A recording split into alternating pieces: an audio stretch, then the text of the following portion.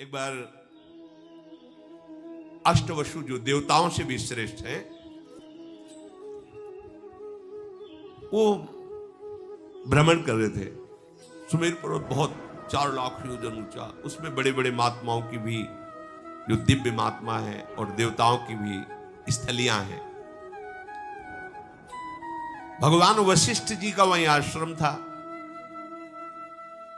बड़े ही पवित्र पक्षी, मृग और सब ऋतुएं एक साथ उस आश्रम की शोभा बढ़ाती थी। यहां वर्षा ऋतु तो यहां ग्रीष्म ऋतु तो यहां शिशिर ऋतु, ऐसा उस वशिष्ठ जी महामहिम ज्ञानी महापुरुष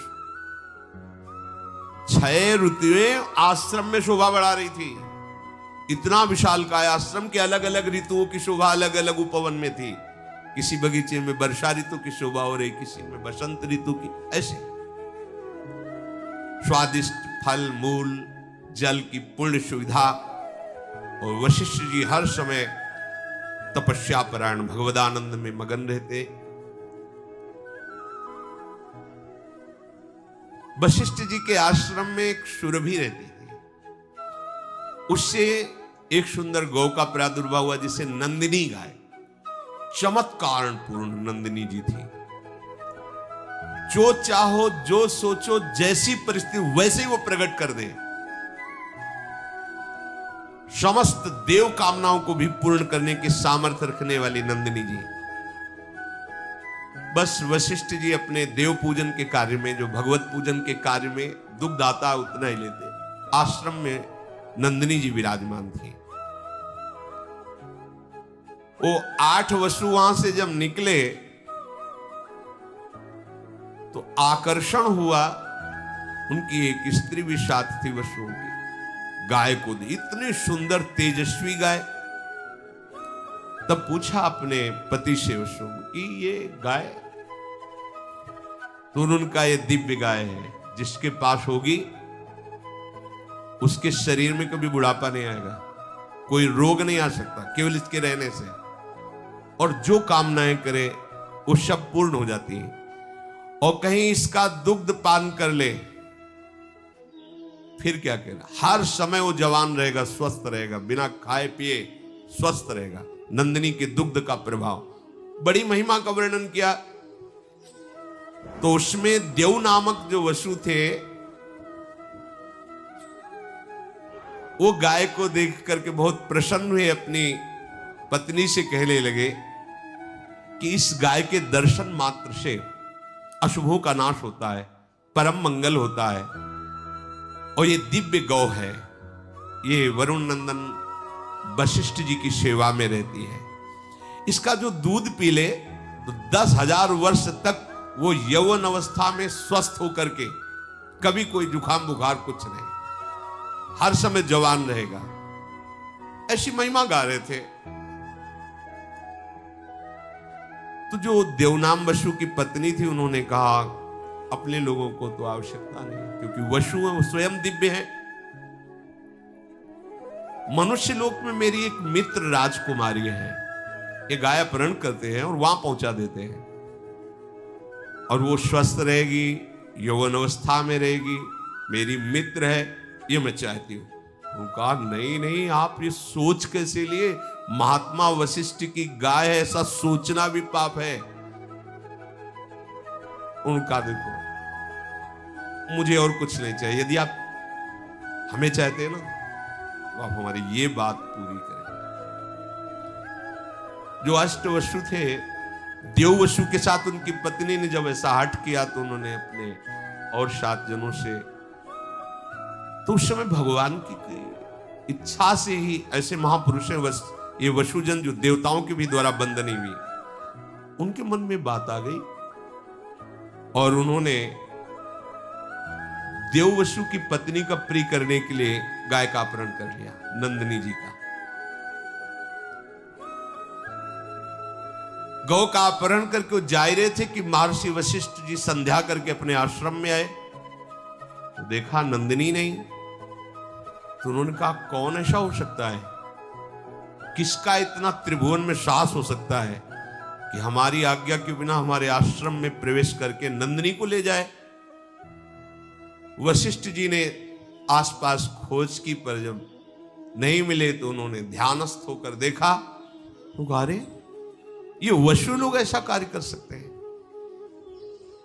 वो तो तत्काल आवेश में आ गए और वहीं प्रकट हो गए जहां वशु गाय लिए जा रहे थे। उन्होंने कहा, तुम्हें शोभा देता है, तुम देवताओं से भी वंदनीय श्रेष्ठ हो, हमारी नित्य दिनचर्या में देव पूजन में आने वाली गाय को तुम चुरा कर ले जा रहे हो, तुम्हें पता नहीं तुम क्या अपराध कर रहे हो। तो घबरा गए वशुजन। कहा, ठीक है, तुमने मनुष्य लोक वाली बात की है, मनुष्य लोक में ही ये चोरी होती है, देवलोक में, देवताओं में श्रेष्ठ वशुओं में ये वृत्ति कैसे आ गई? इसलिए मैं शाप देता हूं, जाओ तुम मनुष्य लोक को प्राप्त हो, यही तुम्हारे लिए दंड है। वशुओं को ये शाप दे दे, जाओ तुम मनुष्य लोक में जन्मो। देखो, इतना ऊंचा पद, थोड़ा सा लोभ। अब तो वशुजन घबरा गए। वशिष्ठ जी के चरणों, मनुष्य योनि भगवत प्राप्ति कर ले तो ठीक है, नहीं बहुत ही, आप क्या समझते हो? देखो ऐसे दुर्गंध निकलती है यहां से, मलमूत्र की थैली है, कोई बहुत बड़ी चीज है। देवताओं के कभी पैर जमीन में नहीं पड़ते, कभी पसीना नहीं निकलता, जहां से निकल जाए वातावरण खुशबू से भर जाएगा। और इसे देव दुर्लभ योनि, केवल भगवत प्राप्ति वो नहीं कर सकती, यहां से हो सकती है, वो नीचे ही गिर सकते, ऊपर नहीं उठ सकते। अपने सबसे ऊपर ब्रह्मलोक का भी अतिक्रमण करके भगवान के दिव्य धाम को जा सकते हैं। भगवान वशिष्ठ जी के चरणों में सब गिर पड़े, प्रभु पता नहीं क्या हो गया था, ऐसी गलती क्यों हो गई, प्रभु मुझे क्षमा कीजिए। आपका कृपा प्रसाद जब तक नहीं मिलेगा तब तक अब हमारे हृदय में भारी जलन होगी। आप समस्त धर्मज्ञों में, ज्ञानियों में श्रेष्ठ है, क्षमा क्षमा, ऐसा कह के चरणों में गिरे। अच्छा तो ठीक है, तुम मनुष्य योनि में जाओगे, पर 1 वर्ष में ही मुक्त हो जाओगे। लेकिन देव 7 तो 1 वर्ष में मुक्त हो जाएंगे। तुम अपनी पत्नी को बहुत चाहते हो और उसकी आसक्ति वश इनको भी प्रेरित किया, ये तो 1 वर्ष में क्रमशः मुक्त हो जाएंगे, पर तुम्हें पूरे जीवन मृत्यु लोक में रहना पड़ेगा। दीर्घ काल तक तुम्हें मनुष्य योनि का दुख भोगना पड़ेगा। अगर भगवान का भजन नहीं तो ये दुख योनिया, दुख ही दुख है, देख लो ना। मैंने जो आवेश में आकर तुम लोगों को वचन बोले हैं, मेरे वचन कभी मिथ्या नहीं होते, ऐसा ही होगा। अब सबके हृदय बहुत ही व्याकुल हुए। तब देव वसु ने कहा, प्रभु जिसके कारण मैं ऊपर से नीचे जा रहा हूं, मृत्यु लोक में जाऊं, पर वो कारण मुझे न मिले। समझ गए होंगे, जिसके कारण अर्थात अब मेरा कभी जीवन में मृत्यु लोक में जाने पर ब्याह ना हो, मुझे संयोग प्राप्त ना हो। हाँ, ये तथास्तु, ऐसा है। अब विचार किया कि मेरी मां कौन बन सकता है? वशुओं को गर्भ में धारण कर सके ऐसी कौन साधारण स्त्री थोड़ी हो सकती। मेरा पिता कौन बन सकता है? तब विचार किया कि अगर मेरी मां बनने की सामर्थ्य है तो भगवती गंगा जी में है। तो अष्टवसुओं ने गंगा जी का स्तवन किया, ध्यान किया। गंगा जी प्रकट हुई। उन्होंने कहा, मां हमें भगवान वशिष्ठ का शाप प्राप्त हुआ है कि जाओ तुम मृत्यु लोक में मनुष्य योनि को प्राप्त हो। कोई भी मनुष्य लोक की स्त्री इतनी सामर्थ्य नहीं रखती कि मुझ वशुओं को अपने गर्भ में रख सके। इसलिए आपको हमारे ऊपर कृपा करनी होगी और आप मेरे लिए इतना कि आप मुझे अपने गर्भ में धारण करें। पर मां, मुझे गर्भ में पहुंचाने वाला पिता भी कोई मनुष्य नहीं हो सकता। अब आप चयन करें मेरा पिता कौन होगा। जब गंगा जी से ऐसी प्रार्थना की और गंगा जी ने कहा कि तुम 8 को मैं गर्भ में धारण करूंगी और वशिष्ठ जी की आज्ञा के अनुसार एक को 7 को मुक्त कर दूंगी 1 वर्ष में, पर 1 को रखूंगी। तुम्हारे पिता का चयन मैं करूंगी और तुम्हें संबोधन भी कर दूंगी। गंगा जी मुख्यतया ब्रह्मलोक में ही विराजमान, ब्रह्मा के कमंडल में, जो भगवान वामन का चरणोदक उन्हीं से। एक महाभिष नाम के प्रसिद्ध राजा इक्ष्वाकु वंश में हुए थे। उन्होंने 1000 अश्वमेध, 100 अश्वमेध करने वाला यज्ञ, वो इंद्र पद का अधिकारी होता है। 1000 अश्वमेध, 100 राजसूय यज्ञ करके महान पुण्यों को प्राप्त किया था। वो ब्रह्मा जी की सभा में बैठे हुए थे, महाभिष नाम के राजा। बड़े बड़े सब ब्रह्म ऋषि वहां विराजमान थे। इसी समय भगवती गंगा जी पधारी उस सभा में, और हृदय में बात थी वसुओं को गर्भ में धारण करने वाले पिता का चयन। वायु भगवान को गंगा जी ने इशारा किया कि हमारी जो आंतरिक चिंतन वृत्ति उसके अनुसार व्यवस्था करो। तो वायुदेव ने गंगा जी का ऊपरी वस्त्र थोड़ा सा हटाया। जो हटाया तो ब्रह्मा जी समेत समस्त ब्रह्म ऋषियों ने सर झुका दिया। लेकिन महाभिष देख ही रहे थे। गंगा जी अपार सौंदर्य, गौरांग वदन। ब्रह्मा जी ने दृष्टि डाली, समस्त देवता ब्रह्म ऋषि सब सर झुकाए हुए, लेकिन महाभिष गंगा जी को देख रहे हैं और गंगा जी महाभिष को देख रहे हैं। भगवान ब्रह्मा ने कहा, तुम दोनों ने ब्रह्मलोक की मर्यादा का तोड़ दिया। ऐसा कैसे हो सकता है कि देवी गंगा पधार रही और तुम सर ऊंचा करके देख रहे हो? जाओ, मृत्यु लोक को प्राप्त हो, तुम यहां रहने के अधिकारी नहीं। और गंगा जी से कहा कि तुम्हारी दृष्टि इन पर क्यों गई, इसलिए तुम भी मृत्यु लोक में जाओ और इनका वरण करो। वो खोज ही रही थी कि इन वसुओं का पिता बनने का कौर। तो ब्रह्मलोक में विराजमान महान तपोनिधि पुण्यात्मा महाभिष। जब ब्रह्मा जी ने गंगा जी को और महाभिष को ऐसे वचन कहे जिनको शास्त्रीय भाषा में शाप कहा जाता है, राजा महाभिष बड़े ही तपस्वी तेजस्वी थे। इनके पिता हुए प्रतीप, और ये पुत्र रूप में उनसे जन्मे जिनका नाम महाराज शांतनु पड़ा। ये बचपन से इतने सिद्ध महापुरुष थे कि जैसे कोई बूढ़ा जा रहा छू ले, वो तत्काल लकड़ी फेंक दिया, जवान हो गया। महान गंगा जी के पति बनेंगे। गंगा जी जिनको भगवान महादेव जी माथे पे धारण किए हुए हैं।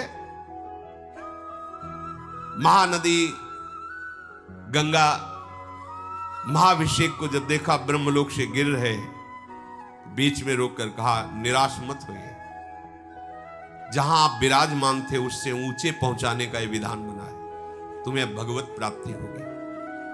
तुम्हारे पुत्र रूप में कोई और नहीं आ रहे, स्वयं वसु आ रहे हैं, अष्ट वसु। भावना से पर तुम मृत्युलोक में जाते ही हमारी ये बात भूल जाओगे।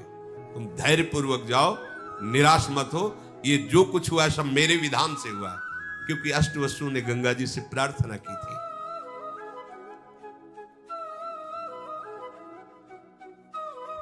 भगवान के मार्ग और पुण्य तपस्या के मार्ग में बड़ा अंतर है। ये जो प्रायः सत्संग में कहते हैं, तया ब्रह्म स्तंभ पर्यंतम सर्वम मायामयम जगत सत्यम सत्यम पुनः सत्यम हरे नाम। ब्रह्मलोक से आ रहे नीचे, ब्रह्मलोक से नीचे आ रहे हैं। अर्थात विश्राम भूमि ब्रह्मलोक भी नहीं है। विश्राम भूमि श्री प्रिया प्रीतम के चरणारविंद है। वृंदावन विश्राम, यहां से कभी पतन नहीं होता। कैसी भी गलती हो जाए, हमारी लाडली जो सरकार को कभी गुस्सा नहीं आता। जैसे ब्रह्मा जी को आ गया ना, चलो जाओ हटो ब्रह्मलोक से। ने कहूं न रिस कहूं, भूली हूं न होत सके, रहत प्रसन्न सदा। और ब्रह्मा जी भी जिनकी आराधना करते हैं, वो प्रभु श्री कृष्णचंद्र जी प्यारी जी की आराधना में रहते, इसलिए हम बाजी जीत गए। बाजी जीत गए। अगर श्री जी के चरणों का शरणागत होकर के भी अब की काम नहीं बना तो मुझे लगता है कि फिर बनना ही बड़ा मुश्किल है, बनना बड़ा मुश्किल। ऐसे तपस्वी महापुरुष महाराज प्रतीप हरिद्वार में गंगोत्री में बैठ करके हजारों वर्ष तपस्या की। गंगा जी प्रसन्न हुई और उनकी गोद में आकर बैठ गई दाहिनी और कहा, मैं तुम्हारी तपस्या से बहुत प्रसन्न हूं, तुम जो चाहो प्राप्त कर सकते हो, मुझे स्वीकार कर सकते हो। उनका हां, हमारा अहो भाग्य, पर आप जहां बैठी हैं वो स्थल पुत्री या पुत्र वधू का होता है, स्वीकृत है, आप हमारी पुत्र वधू बनो। इन्हीं प्रतीप से महाराज शांतनु का प्रादुर्भाव हुआ। तो उनका, मैं तुम्हारी पुत्र वधू तो बनूंगी, पर अपने पुत्र को संबोधन करके पहले से ही बता देना, कभी हमसे ये प्रश्न ना करे कि तुम कौन हो, कभी हमारी क्रिया पर प्रश्न ना करे कि तुम क्या कर रहे हो, तुम्हारा उद्देश्य क्या है। अगर वो कभी भी हमसे प्रश्न कर देंगे, कभी भी हमारी क्रिया पर टोक देंगे, उसी समय मैं चली जाऊंगी और जाते जाते भी उनका महामंगल करूंगी। आपका जब पुत्र हो और वो चेतना युक्त, तब ये बात उसको बता देना, मैं अचानक आकर के मिलूंगी। भगवती गंगा जी ऐसा कहकर के प्रतीप की गोद से अंतर ध्यान हो गई। बहुत काल तक प्रतीप की कोई संतान नहीं हुई। फिर यही महाभिष राजा उनके गर्भ में पत्नी के आए। जन्म होते ही पूरे नगर में एक आनंद था, सबका हृदय शांत था, इसलिए ब्रह्म ऋषियों ने इनका नाम शांतनु रखा। बचपन से ही भगवती शोभा से संपन्न, तेजस्वी, स्वाभाविक इनकी गति थी कि इनको गंगा जी की धारा बड़ी प्रिय थी। आकर्षण होता है, भगवती आकर्षण होता है। वो सदैव धारा के किनारे ही घूमते रहते थे। जब इनकी यौवन अवस्था में वृत्ति हुई, शरीर हुआ, तो अचानक से पीछे से नूपुरों की ध्वनि सुनाई दी। मुड़ करके देखा, इतना तेज, इतनी सुंदरता, देखने से मूर्तिमान पवित्रता, गंगा जी मूर्तिमान पवित्रता। महाराज शांतनु तो जैसे कोई खिंचा हुआ वशीकरण से चलावे, ऐसे समीप आए। पिता की बात याद आई कि पिता ने कहा था, कभी तुम्हें कोई एक सुंदरी मिलेगी, तुम्हें ये प्रश्न नहीं करना कि तुम कौन हो, और तुम्हें ये कभी नहीं कि तुम ये क्या कर रहे हो। दो बातें उन्होंने कहा कि यदि तुम वही सुंदरी हो जिसे पिता ने संबोधन किया था, मैं नहीं पूछना चाहता तुम कौन हो, और मैं कभी नहीं रोकूंगा कि तुम क्या कर रहे हो, पर यदि वही हो और मुझे स्वीकार करने के लिए आई हो तो मैं तुम्हें स्वीकार करता हूं। बस इतनी बात। बिना कोई प्रश्न उत्तर किए भगवती गंगा उनके साथ हस्तिनापुर के चक्रवर्ती सम्राट पद पर महाराज शांतनु विराजमान, और जिनके महल में स्वयं गंगा जी पहुंच रही, वहां की पवित्रता क्या। यह हम चरित्र इसलिए प्रारंभ कर रहे कि भगवान कह रहे, मैं सब में समरूप से विराजमान हूं, ना मेरा कोई द्वेष का पात्र, ना मेरा कोई प्रिय है, पर जो मुझे बचता है मैं उनका पक्षपात लेता हूं। तो भक्तों का पक्षपाती भगवान का जो स्वरूप है, इन महापुरुषों के चरित्र से सुन